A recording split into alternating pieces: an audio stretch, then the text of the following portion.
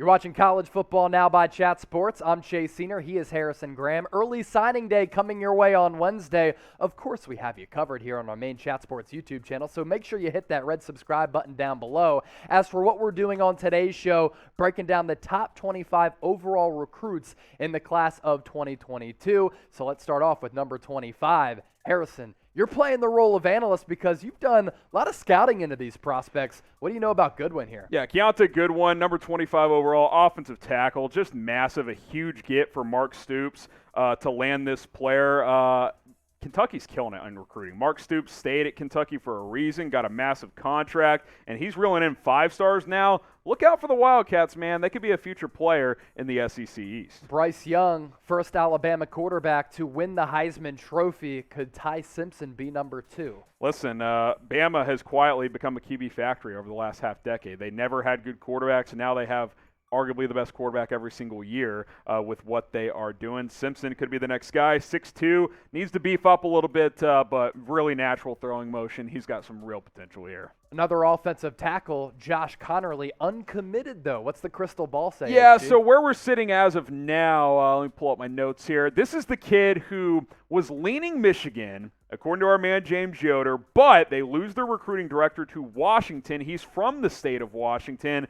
I would give Washington a slight lean. USC has jumped into the mix. Michigan's certainly not out of it. I'd say it's down to those 3, Chase, and it's kind of up in the air between Michigan, USC, and Washington. Probably the Huskies is the slight favorite right now. Stay in the trenches, but pivot to the opposite side of the football. Marvin Jones Jr., edge rusher, uncommitted right now. Potentially an Alabama lean, though? Yeah, and we should mention all these kids 5 stars. That goes without saying. Top 35 players this year, 5 stars. We're focusing on the top 25. Heavy Alabama lean as we sit right now. Georgia's sort of been in the mix, but really sounds like it's Bama. He's from Fort Lauderdale. 6'4", 245, coming out of high school. He's ready to play right now, man. He's going to be an exciting player. Whether we're breaking down the top 25 recruits in the class of 2022, letting you know where those recruits sign on early signing day on December 15th, coming up this Wednesday, we have you covered with everything here at Chat Sports. There's a big reason why we just surpassed 270,000 subscribers. NBA news and rumors, NFL news and rumors, college football. The people are talking, Harrison. We've really become a college football channel because the views have been popping off. Be a part of the family and join the Chat Sports squad right now. Yeah. As for Jaheim Singletary, Georgia, done a great job of getting some of these really good cornerbacks, developing them into really good pro prospects. Singletary, maybe one of those guys as well, upcoming. Like the frame here. He needs to beef up a bit, but 6'2", good size for a corner. Only 170, so he certainly needs to fill out more. Could be a redshirt candidate potentially, but has all the ball skills out of Jacksonville, Florida. He's got major potential and just another gem for Kirby Smart's defense. How about Will Johnson at number 20, another cornerback who really good range and speed? Another long one, too, 6'3", 190, number 20 overall player, like you mentioned. The top player in the state of Michigan, and that's the key for Harbaugh. Got to keep your good players home, and he's been able to do that here. Here on our live show, we've talked about the great job that Jimbo Fisher has done luring really good recruits to College Station. Connor Weigman, another one of them at the quarterback spot. Yeah, Connor Weigman here, 6'2", 210 out of Cypress, Texas.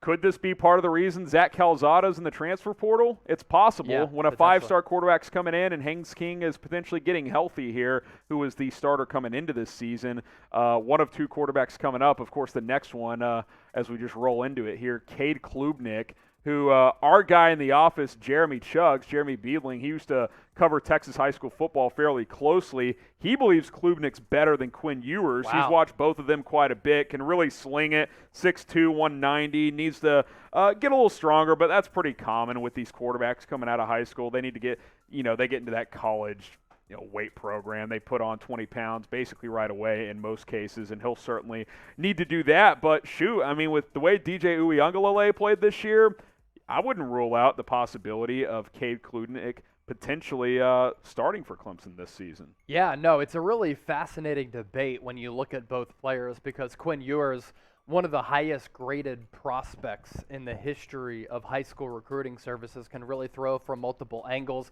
I kind of like his size a little bit better, 6'3", 6'4", and I kind of like the free-flowing nature in which he plays with. Who do you like better, though? It's time for the audience to chime in and let us know. Do you like Ewers. You like Klubnik, type QE for Quinn Ewers. Klubnik, CK. Of course, Quinn Ewers was originally supposed to be in the 2022 class, reclassified to 2021, went to Ohio State. Now, of course, a big get for Steve Sarkisian at Texas. Move forward in this list with Denver Harris, cornerback.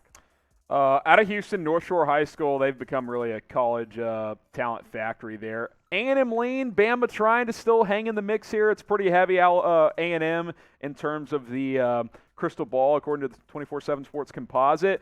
If Jimbo Fisher gets this commit, they could push for the top overall class potentially, because they're also in the mix for a player in the top 10 as well. Yeah, big reason why Texas A&M top 5 this year. Gabriel Brownlow Dindy, very good defensive lineman. Lakeland, Florida, so Jimbo's getting talent in a lot of the top states, Texas, Florida as well.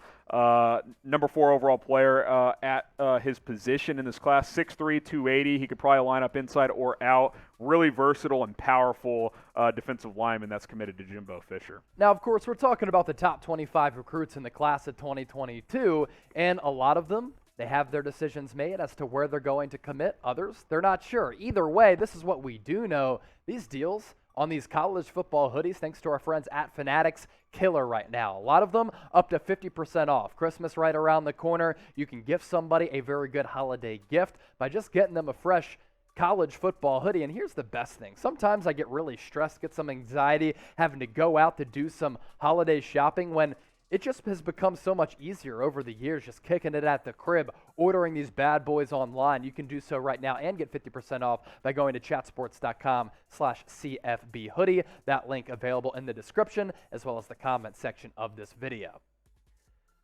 15 now, Kelvin Banks, the really talented offensive tackle. Yeah, and Texas got him over the weekend. Many believe that once he committed, that was going to be a part of the Quinn Ewers decision as well. That obviously turned out to be the case. That's a huge get for Sark, because the offensive line in offense was a big problem this year, and getting kids like Kelvin Banks is going to help rebuild that unit. You watch Georgia this year, and you're like, my goodness, they have a bunch of really elite athletes who, a lot of them can go to the pro level. Malachi Starks, another really good athlete. Yeah, going to Georgia. 6'1", 200. I'll be interested to see what Kirby Smart does him at Georgia. He was a triple option high school quarterback, so probably has some running backs skills. The write-up on 24/7 Sports says he could be a box safety or off-ball linebacker. Wow. So he can do a lot of different things. He's a freak. So we'll see what they kind of opt to do there, but certainly a guy that can play on either side. Obviously, I would expect to see him on special teams as well. Ohio State made a hire at defensive coordinator, and Sonny Styles could be a part of that defense as well.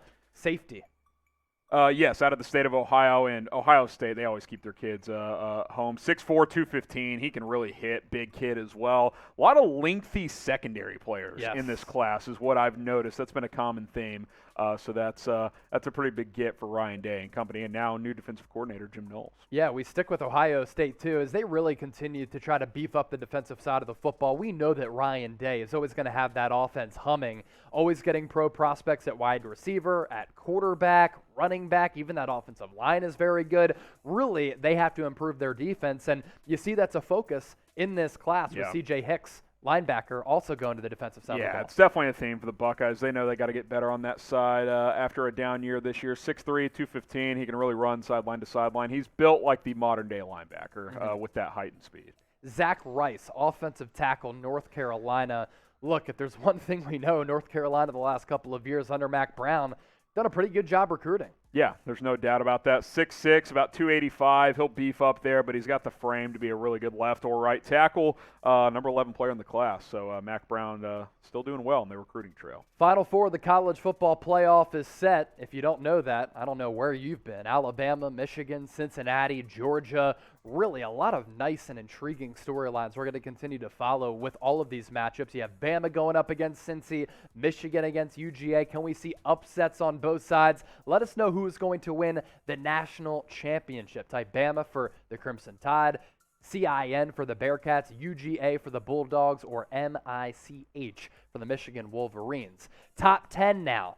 Devin Campbell, Interior offensive lineman, what do you know about him, Harrison? Texas Lane would be, again, huge. You get 2 5-star offensive linemen in this class. If you're Steve Sarkisian, that would be monumental. Bama, Oklahoma have been in the mix. You would think with OU losing Lincoln Riley, they're probably out of the hunt there. We'll see. I've seen USC's made an offer as well, so maybe he sticks with Lincoln and that staff. But he is a Texas lean, and that would be huge for the Texas Longhorns. He's a Texas lean. Our next prospect may be an A&M lean, so different school in the same state. Shamar Stewart, really good defensive lineman who right now is uncommitted. And guess what? Out of the state of Florida again. Jimbo's getting into that state, and that's a big deal for the Aggies.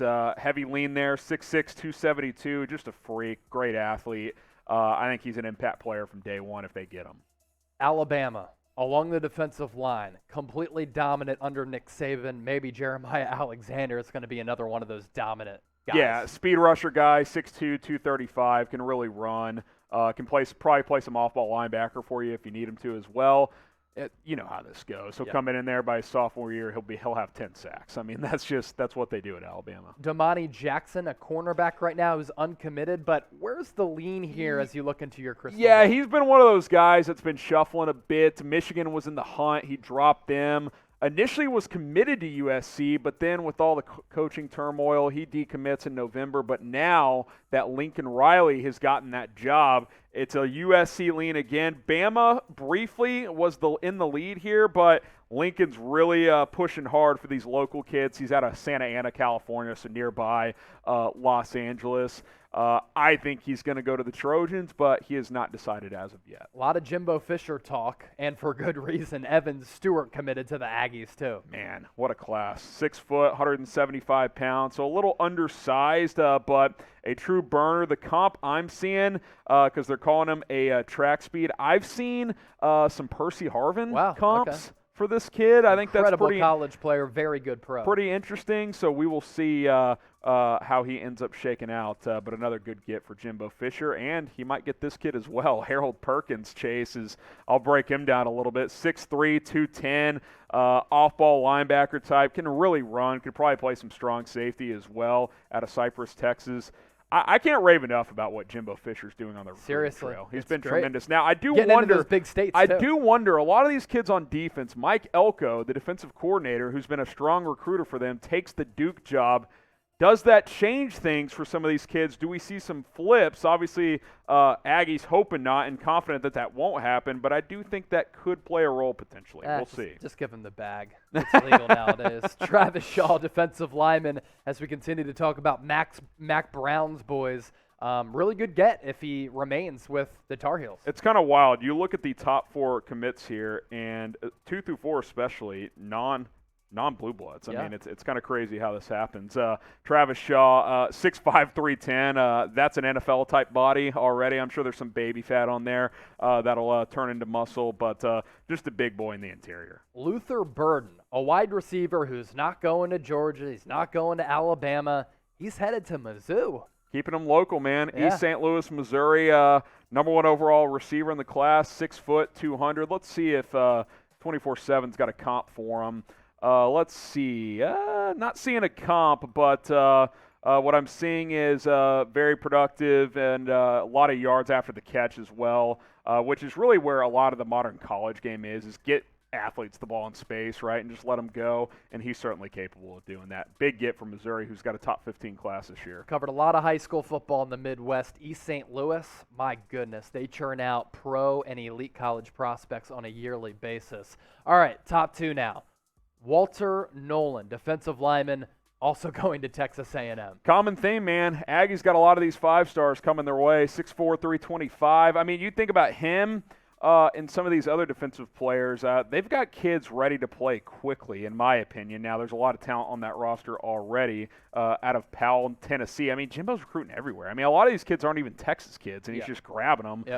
Pretty impressive work, number 2 overall player. You alluded to it earlier that the number 1 overall prospect in the class of 2022 is going to Florida State. It is Travis Hunter, the cornerback, who has boatloads of potential, excellent athlete, very fast, has some good size too. Yeah, 6'1", 170, needs to gain a little bit of weight, but that lanky frame though, you can add on to that. His career stats: 46 touchdown catches because he played receiver in high school. Yep. 19 interceptions on the defensive side. You know what his comp is?